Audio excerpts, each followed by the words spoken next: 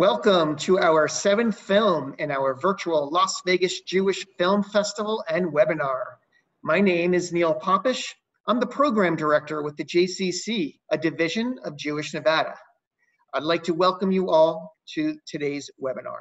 Special thanks to the Robinson and Frankoff families for their sponsorship and dedication to Jewish films. I also want to thank Joshua Abbey, the director of the Las Vegas Jewish Film Festival, for this great partnership we have formed over the past 7 months. I'd like to thank all of our sponsors. They're listed on your screen. There are too many to mention, but please I would like to acknowledge all of our sponsors who are up on the screen for their participation. We hope you have enjoyed the series of films and webinars that have followed. Please visit the newly updated Las Vegas Jewish Film Festival website at www.lvjff.org. That's www.lvjff.org for updates and links to past webinars. This webinar is being recorded and will be available to watch starting tomorrow on the Jewish Nevada YouTube page. Once our Q&A with our panelists is finished, I will then ask questions from our participants. If you have a question for any of our panelists, please use the Q&A button on the bottom of your screen. We will ask as many questions as the time is allotted. I'd like to introduce our panelists. First, we have Justice Raquel Montoya-Lewis. She's the first Native American justice to serve on the Washington State Supreme Court. She has served as Superior Court Judge for Wadham County until her appointment to the Washington State Supreme Court in December of 2019. She also served as an appellate judge for the Nisqually tribe and the Northwest Intertribal Court System. Her work as a tribal court judge spanned 15 years. We also have Professor Andrew Woolford, a Ph.D. and a professor of sociology and criminology and former president of the International Association of Genocide Scholars. Much of his current research is centered in the field of genocide studies, with specific emphasis on cultural techniques of group destruction deployed against indigenous peoples of North America. As always, also joining us is Las Vegas Jewish Film Festival, Joshua Abbey. I would like to welcome our remarkable guests. This is going to be a very important conversation, and I'm grateful to all of those who are in attendance for participating.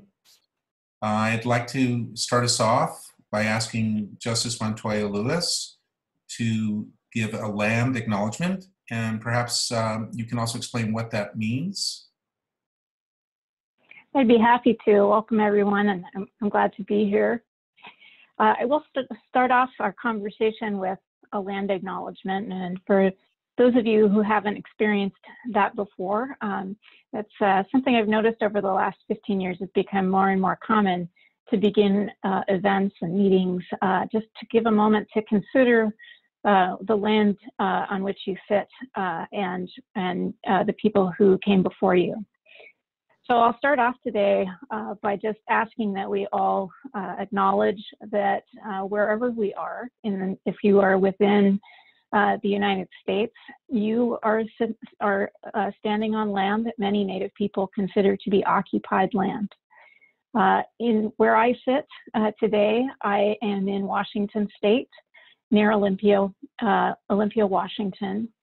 This land, prior to the settlers coming into Washington, to this part of the country, was occupied by the Coast Salish people. There are a number of tribes in this area who were stewards of this land, and I want to give my thanks to them for caring for this land so that those of us who are here now are able to be a part of this land and this community. So I would just invite you, wherever you are, to give some consideration to where you are at this time. And I just note that there is someone in the chat who's acknowledging that where the tribes that she's at. If you're interested in looking, I'm just going to put in the chat now a a link to nativeland.ca where you can put in your address, and it will tell you what tribes inhabited that part of the country and who is there now. So I invite you to do that. And again, I want to thank the Coast Salish people for allowing us to be guests on their land at this time. Thank you. Thank you so much. Before we jump into a discussion about the film and the history of the Indian schools and their implications and the greater impact of the Genesis on Native peoples, I would also like to ask you, Justice Montoya-Lewis, to just reflect briefly on the passing of Justice Ginsburg. And for those in our audience who are not aware, that you also have some Jewish roots in your family, how your Jewish experience has informed your Native people's advocacy. Thank you. I'm grateful for the opportunity to do that reflection. And I'll just start off by saying last Friday at about 4:30, my phone just erupted with people telling me the news. And over the course of the next several hours, part of my work one of the things that I think is really important is to be someone who's willing to be a mentor to young people, law students included, and young lawyers. And I got a number of texts and emails from them asking me, what now? What next? And I have given that a lot of thought. In my tribe, we don't speak of someone who's passed for a number of days between their passing and the start of our traditional ceremonies. But I thought it was important to I guess, break that rule in order to answer those questions that were asked of me. Justice Ginsburg was a visionary. She was able to see a path to what she believed was her life's work in terms of developing the law around the equal protection, the rights of equal protection and equality around gender issues, and then that expanded from there. She saw a path to doing that where others did not, and she was able, over the course of her career, to continue to walk this brand new path and developing the law in all kinds of ways. And what I think about when I think about that is that I don't think Justice Ginsburg would want us to lose hope in her vision, even though we have lost her as a visionary. And so what I said to my law clerks, the other young lawyers and young law students who spoke to me about losing her, is that it's our job, I think, to honor her memory by forging our own paths and having our own visions, and recognizing that the work she did as a visionary is something that can help us to see what's possible. And I see that in the many reflections I've seen about her over the course of today, as she has laid in repose at the U.S. Supreme Court. In terms of the connection of my Jewish roots and my Native roots, and growing up as both Jewish and Native, in a sense, I never really thought of them as being separate. There are so many things that are things that are sort of similar traditions. The sense of humor, Native people communicate through humor. I've worked with over 25 tribes now, and my first job when I work with a new tribe is to figure out how they're funny, and to figure out how to communicate in their sense of humor, because the sense of humor from my tribe to another tribe is really different. That's the same on the Jewish side of my family. Everyone is really funny. We get together and it's just a constant laughter, and often a very dark kind of humor that I think comes from our histories. And so those things are really similar for me, as well as traditions around food and sharing food. And what I don't just mean about sitting around a table and sharing food with others, but I mean sharing in a broader sense, that if there is someone without, that that if you are someone who has, that you share that. So those things for me have always been connected, and in terms of how it's informed my work, you know, I think that it is part of my responsibility and actually my obligation, both as a Native person and as a Jewish person, to make the world a better place and to serve my communities. And so I'm hopeful that that I'm doing that. Thank you so much for sharing. I want to open it up now and invite Professor Woolford to join our conversation in relation to the film. So I prepared some questions. Feel free, of course, to jump in and contribute as you wish. First question is, has there been any historical precedent for the systematic psychological, spiritual, and cultural ethnic cleansing that was intended to be achieved through the Indian schools? Professor Woolford? Thank you, Joshua, and thank you to Justice Montoya-Lewis for her land acknowledgement. I also want to acknowledge that I'm here in Anishinaabe, Cree, Oji-Cree, Dakota, and Dene territory, and in the homeland of the Métis Nation. This is Treaty 1 territory. This has historically been a meeting place at the forks of the Red and Assiniboine rivers, where cultures have come together to share knowledge, to trade, and to engage with one another. So in a way, I feel this place is very symbolic to our conversations that we're having. To answer your question, there's certainly the assimilative programs that took place in the United States, Canada, and other settler colonial nations in the late 1800s are certainly distinct and unique in their own ways.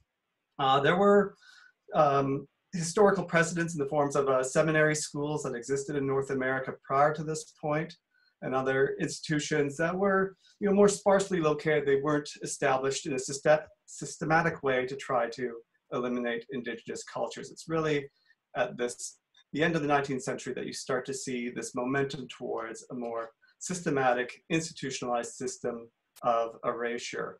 But these institutions don't appear out of anywhere. They take influences not just from seminaries, but from places like workhouses, from reform schools that were developing in places like Europe, where a new philosophy towards how to deal with so-called delinquent children was emerging, where delinquents were seen as being corrupted by their families. So the logic was, well, then we have to remove children from their families in order to purify them, to take away the taint of the corruption of their family's influence. So these sorts of logics all influence people like Richard Pratt, who you heard about in the film, to create things that are called schools, but they really are carceral institutions in a way, intended to discipline the young people into labor, into forgetting or removing their cultures, and to destroy their languages, and to give them sort of military training and these other sorts of disciplinary strategies that are at play in these institutions. I should also just say in other genocidal contexts, we also see children being removed from families, Ottoman Turks, those Armenian, Assyrian, and Pontic Greek children who weren't necessarily physically eliminated were often sent to orphanages and other institutions to be educated, to be transformed into Muslims. In Cambodia, children were removed from their families to be socialized into a Khmer Rouge ideology. So it's, targeting children for group destruction is not uncommon, but certainly it takes unique form in North America.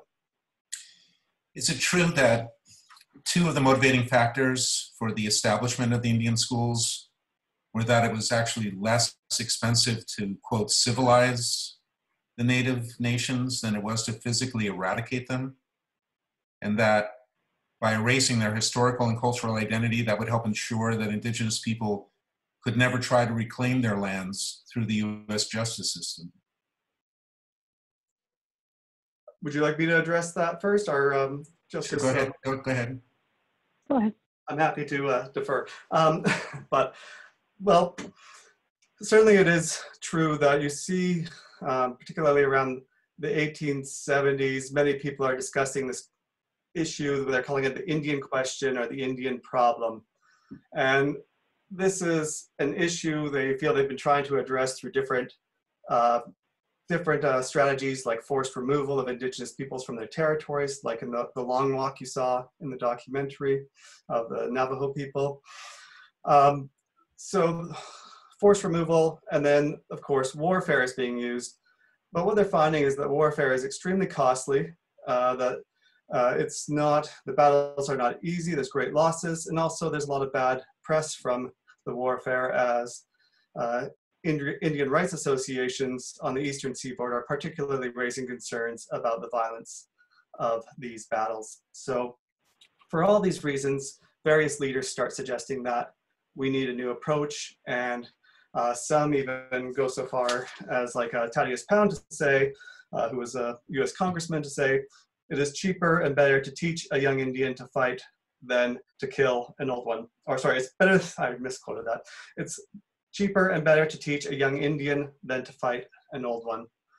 And there was other people like the commissioner of the Bureau of Indian Affairs in 1871, 1872, Francis Amasa Walker, who wrote a pamphlet called The Indian Question, in which he also says we need to isolate Indigenous people on smaller reserves. We need to then, pretty much forget about the older ones because they're not changeable, they're not going to change their ways, and focus education on the youth. So you get many different people coming to the same conclusion at this particular point in time. And Richard Pratt is of course one of them, and he starts his experiment in St. Augustine, Florida, at the Fort Marion prison with the captured warriors who he has under his command there. Justice Montoya-Lewis, from your perspective, what was the psychological and emotional impact of separating young children against their families' will and placing them in boarding schools, not unlike what is happening on our southern border with the immigration detention camps today? Well, I think as the film talked about, and I think explored in a really important way, the impact is generational. And when, I think when you remove children, while it is traumatic on the children, it's also traumatic on the community that's left behind. The tribal communities that I'm from, those that I've worked with over the course of my career, view those children who they lost to the boarding schools because they didn't come home as a result of dying there, or sometimes being adopted out from those boarding schools into white families. It is not really felt in a distant way, it's felt in this very present way. So I think those things have these long-term impacts on the communities overall, as well as on individual families. And I'll just briefly, if it's possible to turn on screen sharing, I'll show you photographs at some point this evening of my great-grandmother who was sent to Carlisle boarding school. I have before and after pictures of her time there. I would say that the experience that she had in boarding school, that her children, my grandmother, had in boarding school, and that my father had in his Catholic education, all have resulted in significant impacts to not just me, but the generation I come from. And I related very much to one of I forget his name at this moment, but the person from the Ute tribe, who talked about the loss of language as a result of that long-term project. Started in the 1800s to wipe out Native people and wipe out, and if that wasn't possible, to wipe out our culture and our language. That's something that happened in my family as well. And my father was very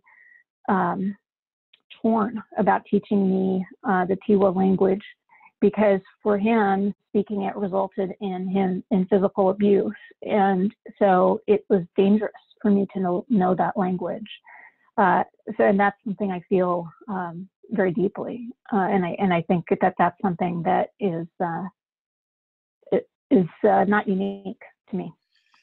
Justice Montoya-Lewis, I know that you've been a strong advocate for juvenile justice reform in your work. Mm-hmm. How are some of the achievements that you've seen informed by the Indian school history and experience? Well, you know, when I think about juvenile justice, I come from the experience of having, the viewpoint, I guess, that children are better at home with their families. And if you come to juvenile justice with that belief, the idea of putting young people into detention, foster homes, therapeutic environments outside of the home seems extreme. Certainly in my career as a judge, there have been times where either that was the only option or sometimes the best option. But I think it's really rare. And over the course of my career, the use of juvenile detention has significantly decreased because others have come to that conclusion and the data supports it. We don't really benefit our children by putting them into detention. And there are other ways where we see much better results by keeping them in the community and at home. So I think that that my personal viewpoint certainly informed the way I looked at juvenile justice policy. And again, I think the data supported the move that I've seen across the country in terms of a shift in juvenile justice policy. So here is my great-grandmother, Mary Perry, and she's with two other people who were taken to Carlisle at the same time as she was. And as I said, all three of them are from the Pueblo of Laguna, which is where my grandmother came from. And this is the after picture. So this is the picture of those same three people that shows the two boys in military uniforms and my great-grandmother right here, who is dressed in Western attire. And we have many letters that she wrote about her experience. And I think her experience really comports with the experience that you heard in the documentary. Thank you for the opportunity to share that. Well, she's made a wonderful contribution to the world in bringing you to help us understand these issues. Thank you so much. Dr. Woolford, what are the parallels between the what's called the American Holocaust, the genocide of indigenous peoples of the Americas, the final solution of the Nazi Holocaust, and the ongoing history of global genocide? How do they relate to each other? Thank you. I'd like to thank Justice Montoya-Lewis for sharing that photo. It's a photo I've seen many times, but now to have a connection to the people and to know someone who's related to the people, and it's just sort of floored me a little bit here. But to answer the question, I think, every, I like to not necessarily try to draw direct parallels between genocides, because I see genocide as something that's always very particular or specific to the social and historical context. Like genocidal perpetrators typically are reacting to very specific circumstances and trying to enact their end goal, which is the elimination of a target group. So they often transgress all sorts of expectations about how people would act, and that means there's usually some element of uniqueness to every genocidal context. But with that said, I'm also draw a lot on Raphael Lemkin's work in thinking about genocide, because Lemkin's both trying to understand genocide as a scholar, but also as a legal practitioner. So he's both trying to understand it as a social phenomenon, but to create laws around genocide that can be then applied to prevent genocides from occurring.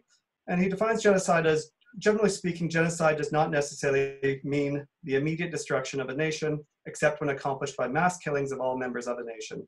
It is intended rather to signify, and this is the important part, a coordinated plan of different actions aiming at the destruction of essential foundations of the life of national groups with the aim of annihilating the groups themselves. So what I see important there is, his recognition that genocide utilizes different strategies to try to reach its end goals. So perpetrators may use cultural techniques, physical techniques, biological techniques, but often a combination of all three. And certainly in America, we see physical, cultural, and biological efforts to prevent Indigenous peoples from continuing to be, as they are perceived, an obstacle to manifest destiny and Western expansion and other such goals of the state.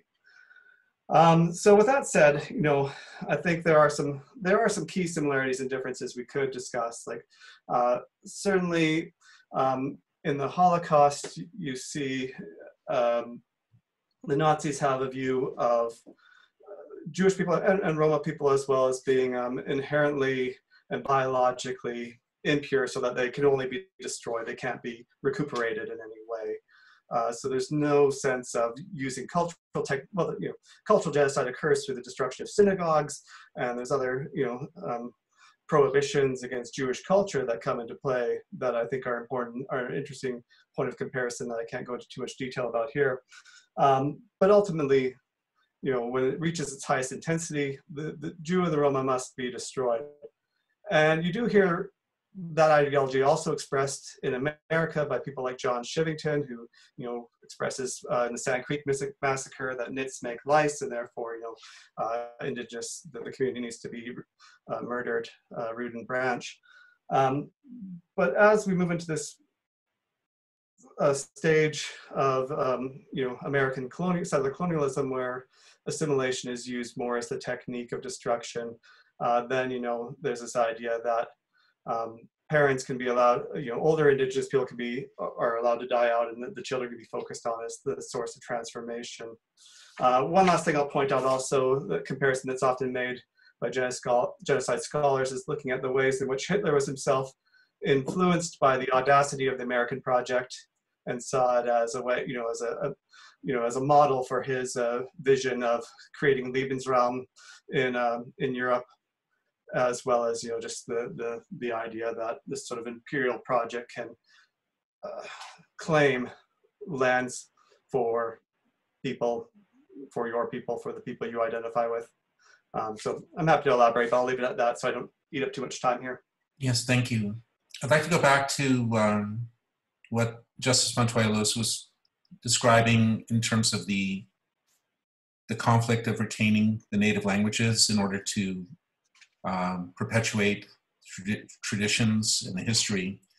We're part of a series of programs featuring Joy Harjo, who is the current Poet Laureate of the United States and the first Native person to have that honor. She's going to be reading from her latest book of poetry, American Sunrise, on the 29th, next Tuesday, and then that's going to be followed up by a book that she edited, which is the first Norton anthology of Native Nations literature, and will be interviewed by Terry Tempest Williams, who in her own right is a big advocate of Native peoples and also of the environment.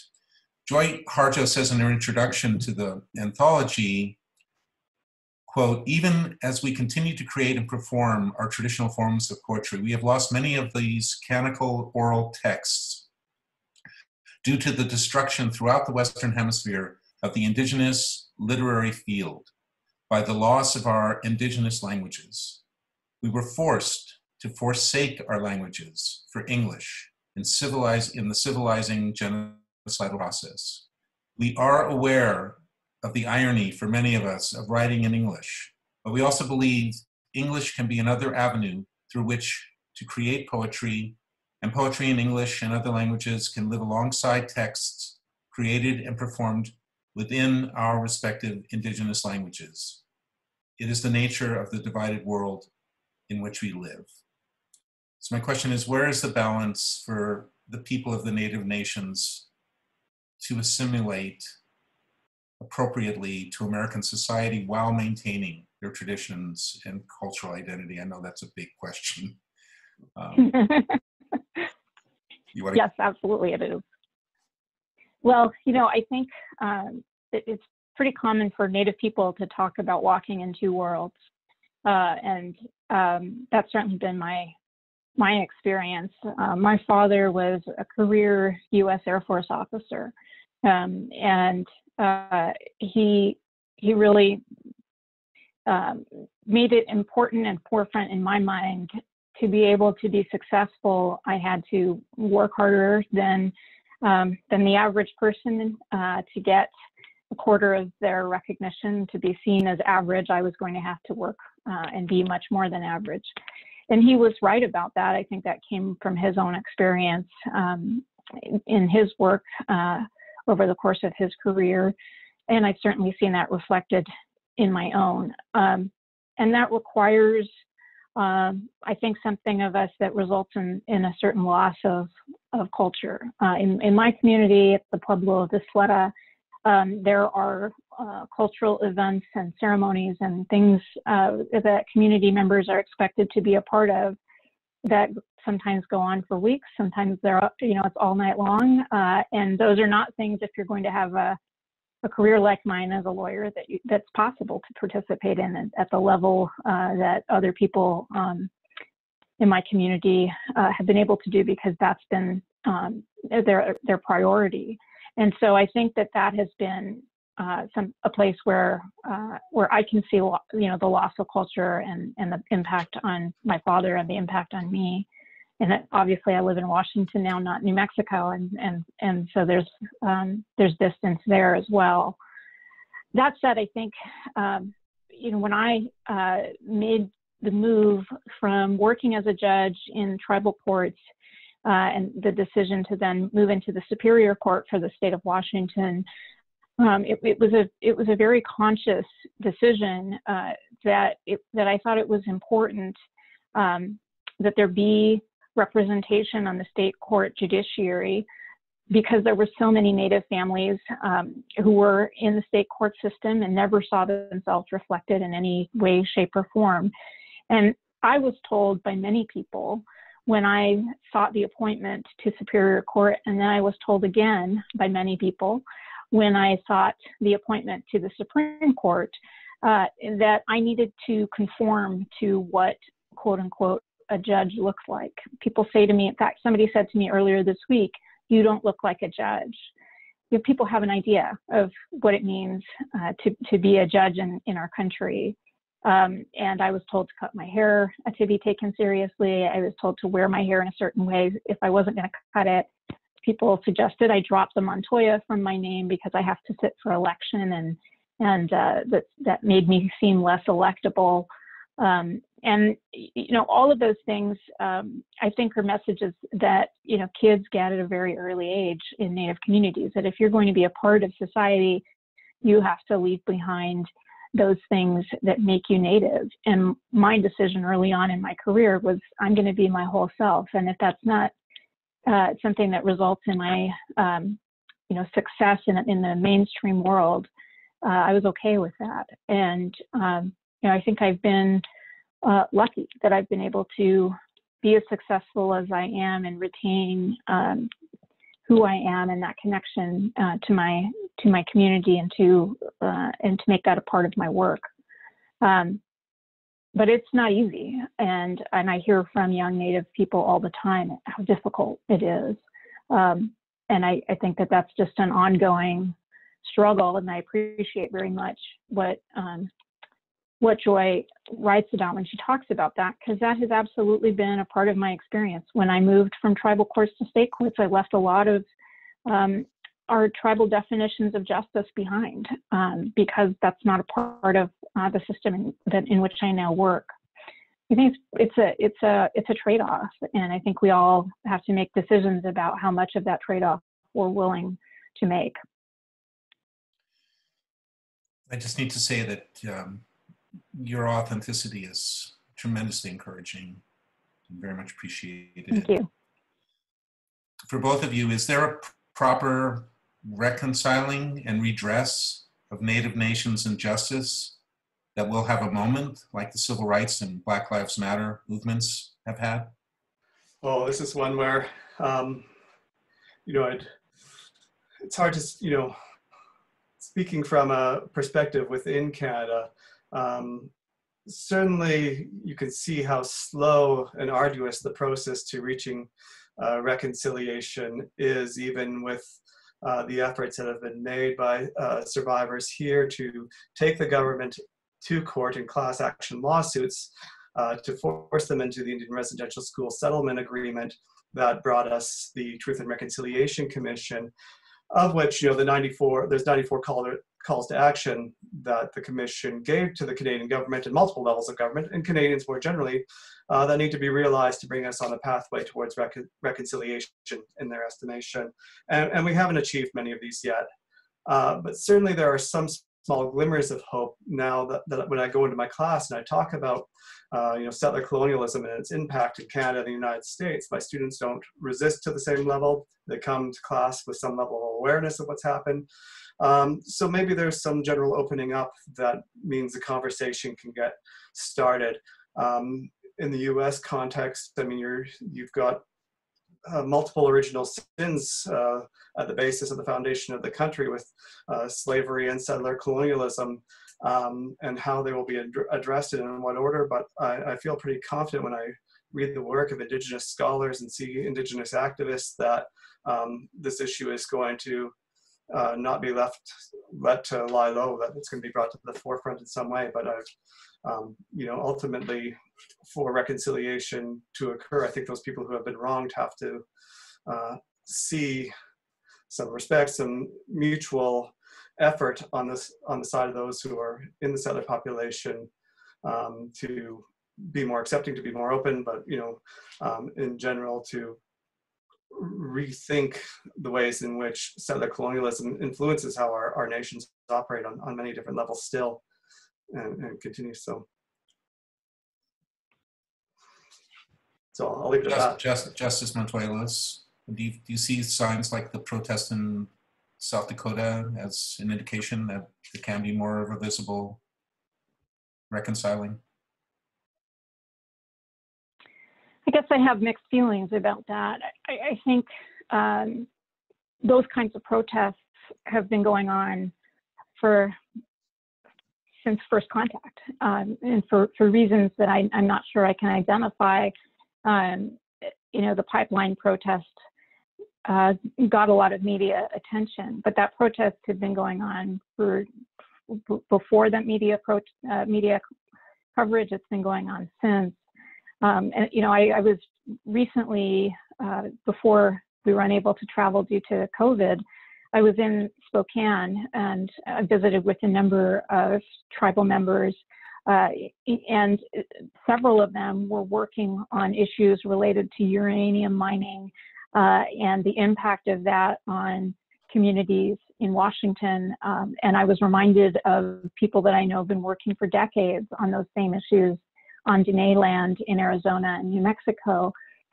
For whatever reason, that doesn't get the same level of media attention, but the protests associated with that, the harm that those kinds of things have caused, have been ongoing.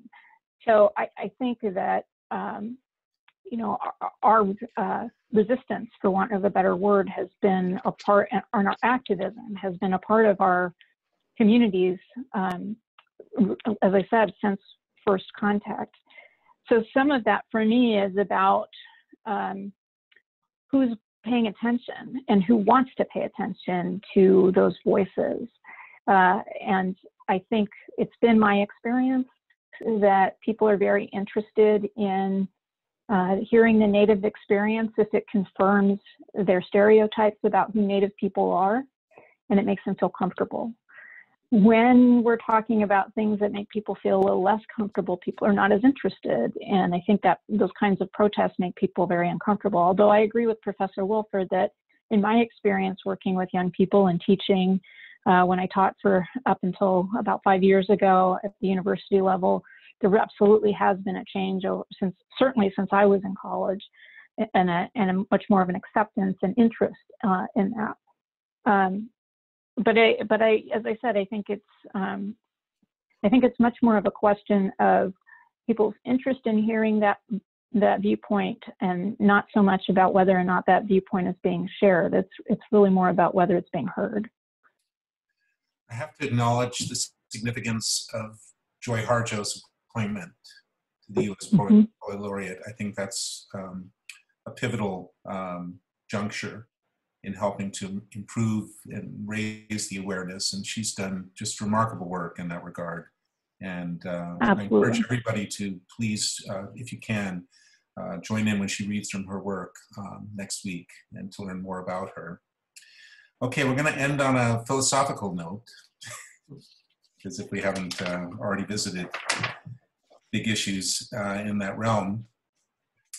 My question is, in the settler colonial context of manifest destiny, how does the so-called benevolent education of the dominant society's cultural capital imposed upon the conquered victims' cultures diminish the potential of civilization and humanist idealisms or idealism? Can cultures learn to embrace our distinguishing natures without justifying themselves through the destruction of other cultures? Professor Woolford? Yeah, that is a very big question. You know, one of the things why I draw upon Raphael Lemkin's work so much is that, you know, his reason for creating this notion of genocide was in part because he had an ideal vision of that groups possess their own genius. Each group possesses their own forms of knowledge, their ways of seeing the world, you know, that are really a resource for global humanity. That by just trying to destroy culture, eliminate culture, we are actually, you know, eliminating something that's part of our collective wealth as, you know, as humanity. And, you know, I think the more that I've been immersed within this research and the more I've worked with residential school survivors and elders, and I've learned about indigenous languages, the ways in which I've been forced to shift my thinking out of a settler colonial mindset that's been very much ingrained since, you know, the day I was born, and just, you know, seeing the land differently, or seeing, you know, animals or the river, or seeing, you know, relationships between people and what honesty and trust mean. These things, I think, are, you know, real gifts that we have to share. And, you know, by simply suggesting that this very narrow issue of benevolence, that the originators of the residential, the boarding school systems, you know, this narrow notion of benevolence may involve making other people be like us, was just simply built walls and closed down all this potential for sharing, for becoming together. You know, people who you know, who don't try to dominate, but who can share the world and to our mutual benefit. So, Justice Montoya-Lewis, in the light of climate change and the environmental degradation, can that possibly help shift our understanding and appreciation of the Native people's profound awareness of the importance of the land and the environment? I think it's a lot to ask of Native people, given the history that we've been talking about, and that's where I think, you know, my comments to your prior question, I think, are relevant. I think that you know, sometimes people come to us for solutions when they haven't been particularly interested in the problems as we've defined them over decades or centuries. I think this is one of those examples. And so is it possible to learn something from tribal communities who've been thinking about the land in a way, as Professor Woolford described, that's different? Certainly. And you know, my experience has been that state court systems, for example, have a lot to learn from tribal justice systems if they would listen. Most of the time, they're not particularly interested in listening. And I say that now as a representative of a state court system. So, you know, the answer, I think, is equivocal because, again, I think it would be fair for those leaders in tribal communities to say, you're a little late to the party, and perhaps you should have asked us this 100 years ago. And I think that would be a reasonable response. So I don't know. I don't really know the answer to that. I think there has to be some kind of willingness to acknowledge that history before you can really ask those communities to share theirs. Okay, in our remaining time, thank you for that perspective. It's really important. I would like to open it up to our participants to share their comments and or questions for about 5 minutes before we close out this, this time together. Neil, you're going to edit and choose some of the feedback you've gotten. I'm assuming you have some. Yes, Josh, we do have a few questions. Our first question comes from Bruce. He's seen various varying estimates, but how many Native peoples were there in the U.S. territory before the genocide, and how many are there today? I don't. It's a tricky question because it depends how you frame the timeline of the genocide. If it's over 500 years, then demographers have different estimates of what the pre-contact population was until after the arrival, and so I wish I could provide a numeric response.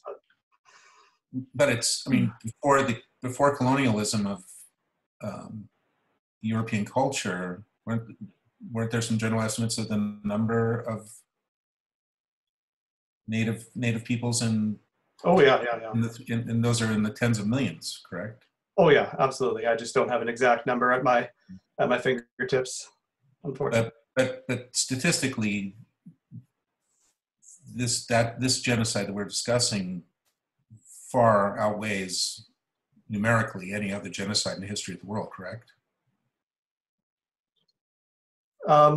Yeah, depending again when you see its starting date taking place, then certainly numerically, and how you factor in disease spread, then it would certainly outpace any other. I mean, I tend not to like to get into numeric comparisons. I don't like to see there being any sort of hierarchy of genocides. For me as a genocide scholar, they're all abhorrent, and whether it's a small group in the Amazon or and I also don't like to necessarily homogenize all the indigenous peoples of North America, because I recognize that there's so many different cultures and linguistic groups that were targeted. So by talking about a mass number like that, then I'm it seems to me to be equating every indigenous group with every other. So I tend to avoid that kind of comparison myself. But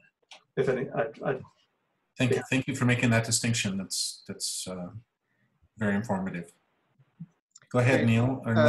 Justice Montoya-Lewis, I know you answered the question for the person in the Q&A, but I'm also curious. I'm guessing that there are many other folks in this webinar who may be interested about the mural behind you. It's so beautiful.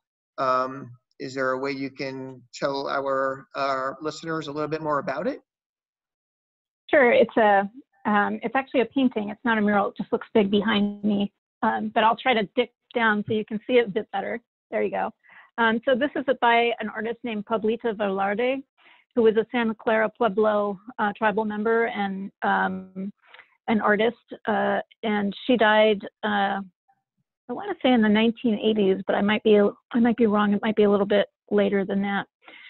So this is called the basket dance, and the building behind the dancers is the kiva, which is the central location for all religious ceremonies that take place in tribal communities. This one is above ground. Sometimes they're below ground.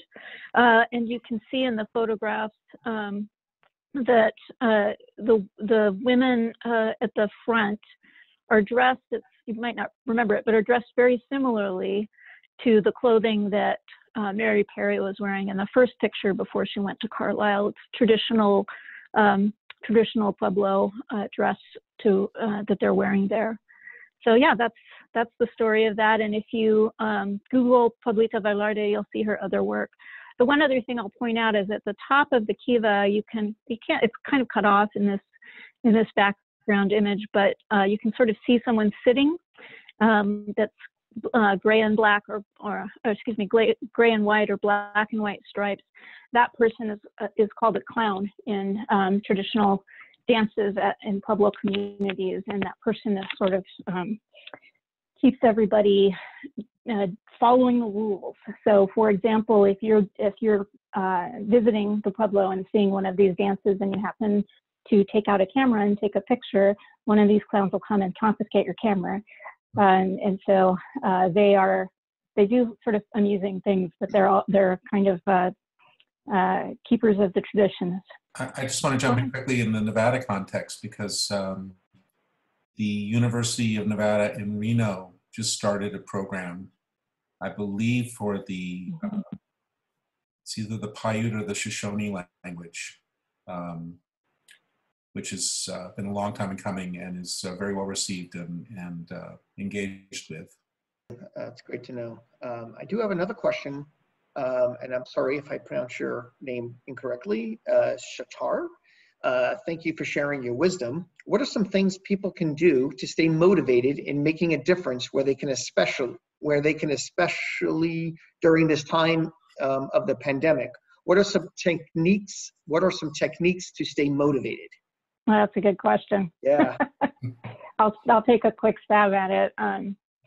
You know, I will start off by saying I think it's really important to recognize that we are all living through not just one trauma, but multiple traumas at one time. And so I think having the expectation of ourselves individually that we should be accomplishing things be above and beyond the basics right now is a pretty high expectation of yourself. So I encourage you to be a little bit compassionate in terms of to yourself in terms of what's possible right now. But I think that if you're someone who is energized by that kind of work, I think in terms of techniques to stay motivated, I recommend having a way to communicate with other people who are doing similar kinds of work. My colleagues on the Supreme Court we communicate over Zoom all the time, and some of that is the work, and some of that's commiserating about that work and how difficult it is in this time.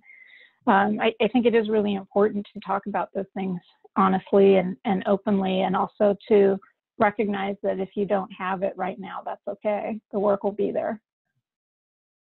Thank you. Professor Woolford, do you want to comment on that in relation to your students? Yeah, I think in social movements are, involvement in social movements are one way to sort of get the energy through collective action. I mean,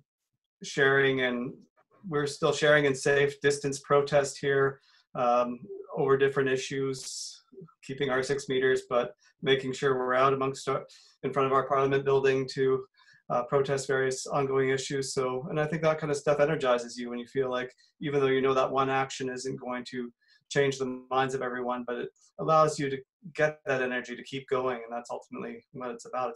It's a process, and it's something that requires continuing collective action. Okay, I'm going to close out our session and let our guests get on with their evening. I just have to thank you both sincerely for sharing your profound wisdom and taking the time to communicate through the Jewish Film Festival and through the Joy Harjo online program series. Thank you, thank you, thank you. We're going to just go to Professor Woolford's book for those who may want a much more in-depth understanding of this topic. When was this book published, Professor Woolford? 2015, and